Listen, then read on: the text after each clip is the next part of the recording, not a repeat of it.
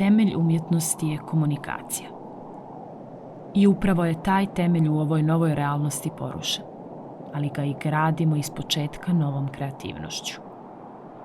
I kada je komunikacija smanjena na najnužnije i pod maskama, jedino kako smo mogli komunicirati sa svojom publikom je širom mreža.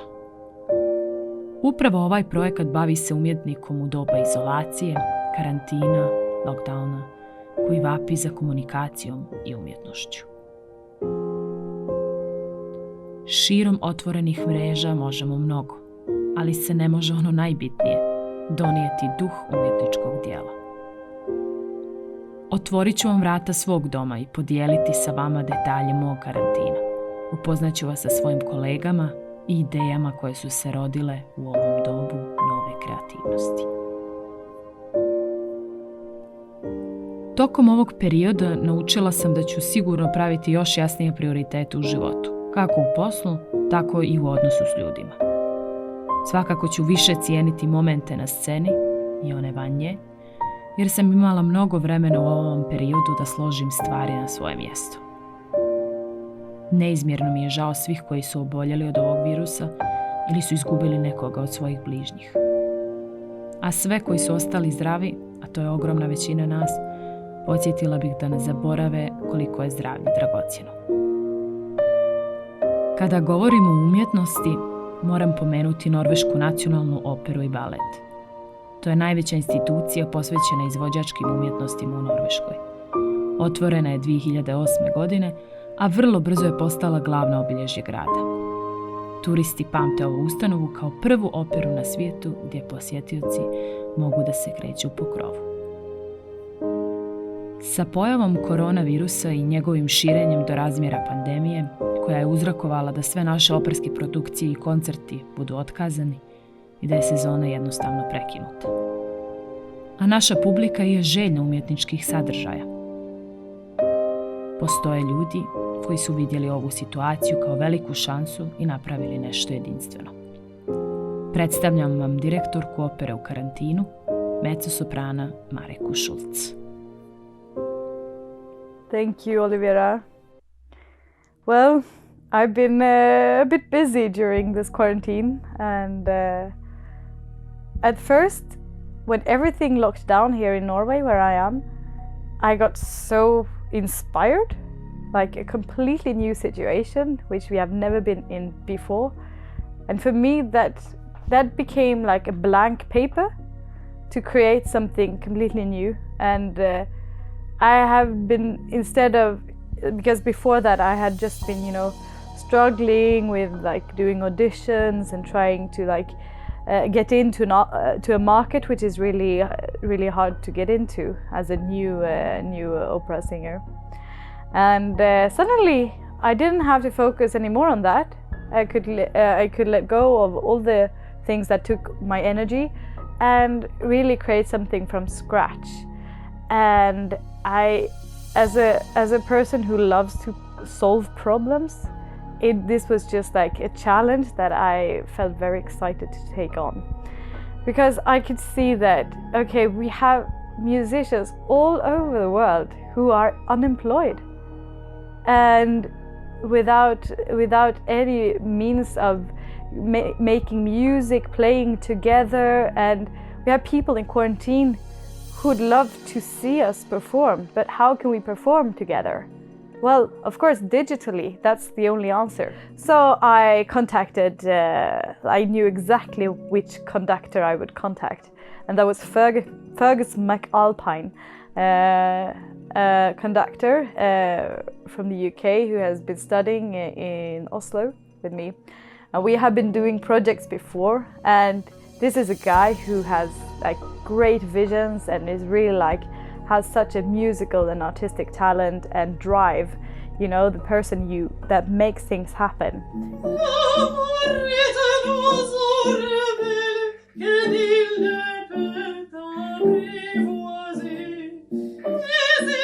My name is Marika, and I'm an opera singer from Sweden who are in quarantine here in Norway, Oslo.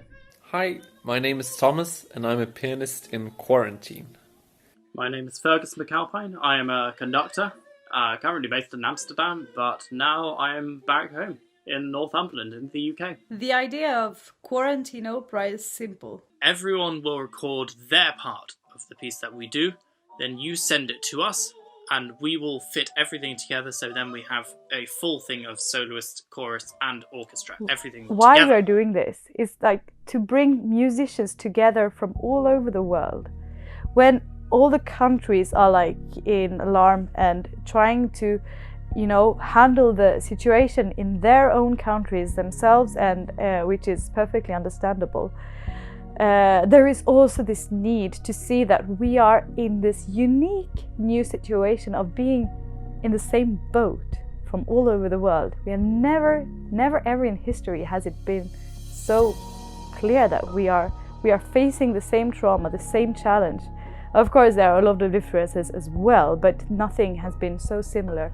And therefore, this is the perfect opportunity to really treasure the human connection. From like that, there is no high or low. We can all make this together. We can as humankind can create things together. We can create a new society, which can like be even better. Society is created by humans, and society can be remade by humans.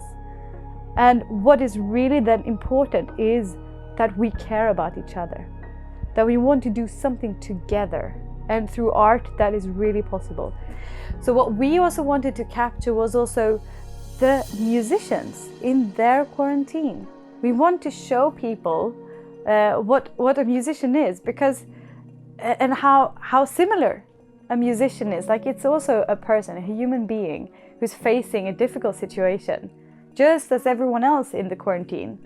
And there is this connection also between the musicians and their audience.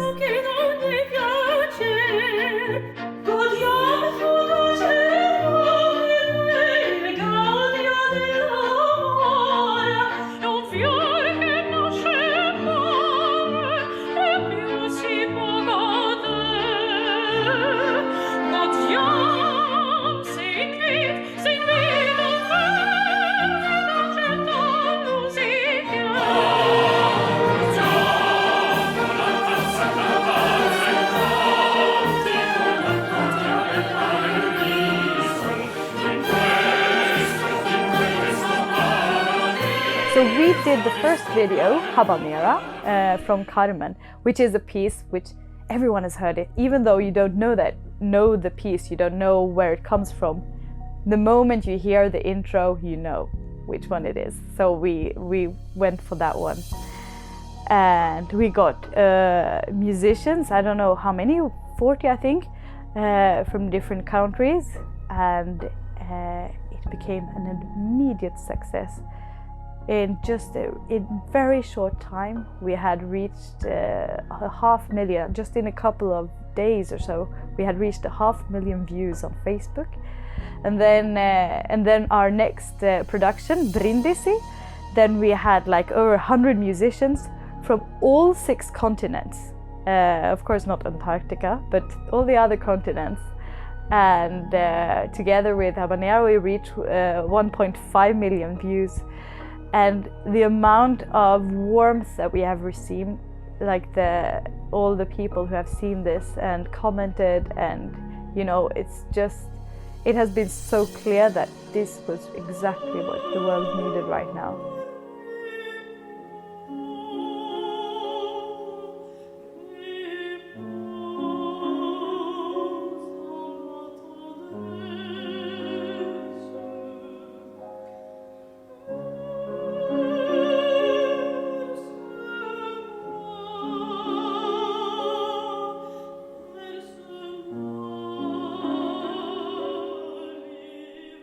This has been a time where we have learned a lot of things. I believe everyone has, both about ourselves and about the world, but also we have been teaching ourselves new skills, or so have I. Of course, one of the big things for me has been quarantine opera and learning to lead a project, to be a leader. And leadership has not been an easy task. Some of the things I've learned that comes from like features that I already had in me, like logistics or you know, being able to have the overview of a project, being able to tell people you should do this and you should do that. But so many other skills with leadership has been learned by a lot of mistakes, learned by doing. And I've also watched a lot of films on YouTube about leadership, about business, and yeah, trying to grasp all of that world.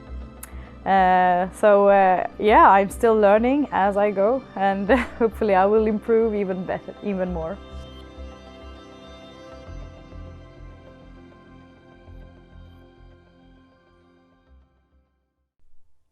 The aim with Quarantine Opera is not only to engage a lot of musicians all over the world, it's also to spread the art of opera to the people who would never go maybe to an opera house themselves.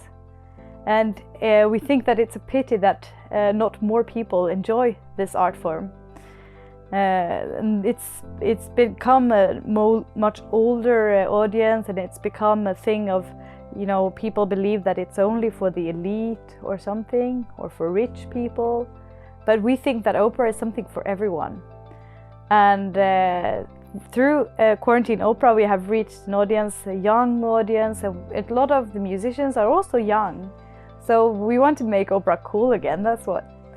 And for hopefully that will also then make people inspired to go to the opera houses once they open. Hopefully they will, because of course opera online is one thing, but it's really, to watch it live, it's just something incredible, it's amazing. So we do hope that this pandemic situation will lighten up so that people can actually go to the opera houses and see these pieces that we perform through Quarantine Opera, but in real life.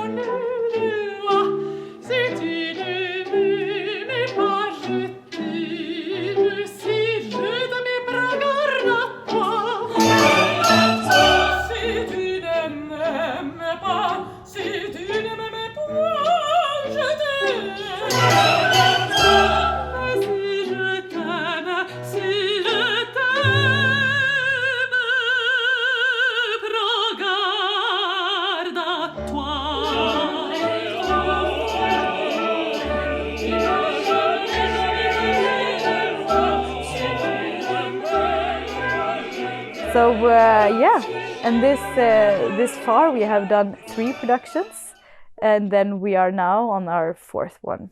So we have been busy doing that. I have a really nice team with me, and yeah, we are working hard, and hopefully you will soon see a new one, a 4th production, the Champagne Polka from Die Fledermaus, the Bat, by Johann Strauss.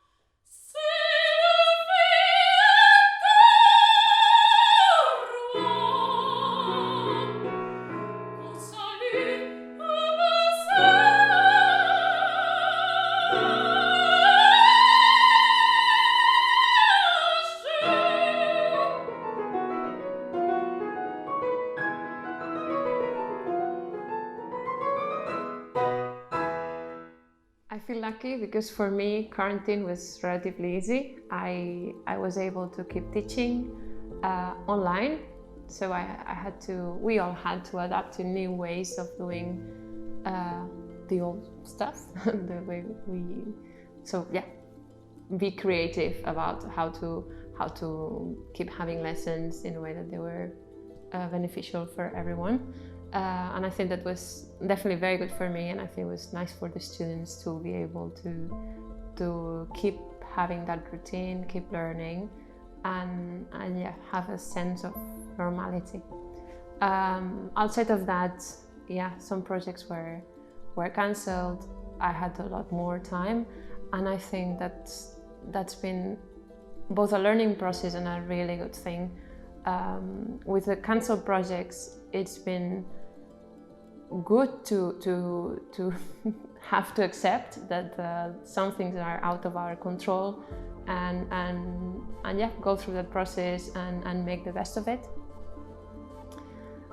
And with having time and space, it's been great because I was more out in nature. I was reconnecting more with friends, family, and we're reflecting. I guess I've learned a lot about the importance of reflection, about evaluating and re-evaluating if necessary what I do in my everyday life and what I've done, what I want to do, and just balance my values with my life. And it's good. I guess I've learned it's good to keep some space, some time, and to get almost bored sometimes.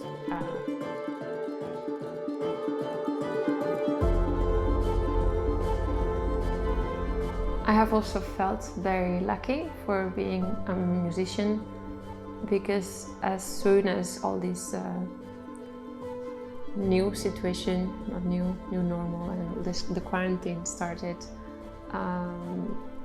it was hard, very hard for some people, and it was nice to see how a lot of us used music to reconnect, and it has been really empowering, and just personally I felt really lucky for being a musician, for being part of being able to start this movement and this way to reconnect when we are not having the best of our times.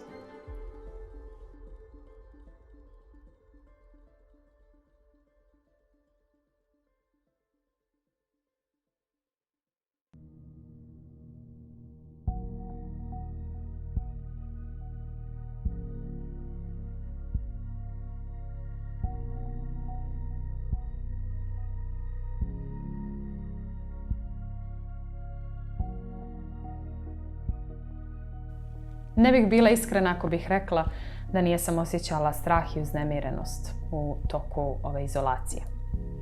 Negdje to je i normalna reakcija na stanje neizvjesnosti. Međutim, ta pandemija je dovela i do usporavanja svakodnevnice moje, koja je bila jako stresna. Jako sam mnogo radila, mnogo putovala i negdje zaboravila na sebe. Jako je bitno vratiti se sebi i prije svega dobro se hraniti redovno, trenirati i vratiti se prirodi. Negdje nisam imala dovoljno vremena prije ove pandemije da osvijestim taj svijet oko sebe, da vidim koliko lijepe prirode ima u okolini, u mojoj okolini. Prije svega jezero Songstvan i fjordovi Norveške koji su zaista prelijepi. Koliko inspiracije ima u samoj prirodi. To je nešto novo što sam naučila u doba ovog lockdowna. Negdje usporavanje same te svakodnevnice za mene je bilo jako bitno. Mogla sam da se negdje posvetim i svom pjevanju i to na način na koji sam oduvijek željela, ali negdje nisam imala vremena za to. Mogla sam da vježbam onoliko koliko ja želim, da isprobavam mnoge nove uloge i arije, pjesme za koje ranije nisam imala vremena.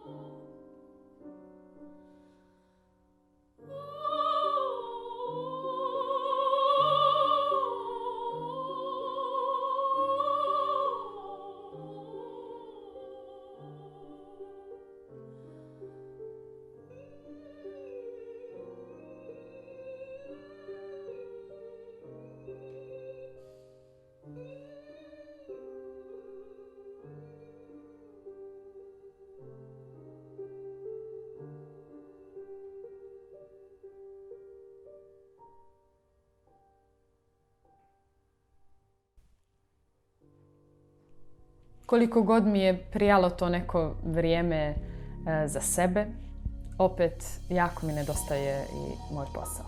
Negdje sam osvijestila koliko je bitno biti dobar sa sobom, a koliko i volim svoj posao. Nedostaje mi komunikacija sa svojom publikom, nedostaje mi da pjevam za njih, a ne samo širom otvorenih mreža. Zaista, širom otvorenih mreža možemo mnogo i negdje treba da učinimo da umjetnost bude dostupna, ali ne tako da zamijenimo koncerte uživo, predstave i ostale vidove umjetnosti. Moramo na ovaj način praviti novu publiku i naravno našu publiku zadovoljiti koja je željna umjetničkih sadržaja, ali nikako ne možemo zaboraviti da je doživjeti uživo jednu predstavu katarzično i da umjetničko djelo ne može zamijeniti samo slika ili ton koji dobijemo sa malih ekrana.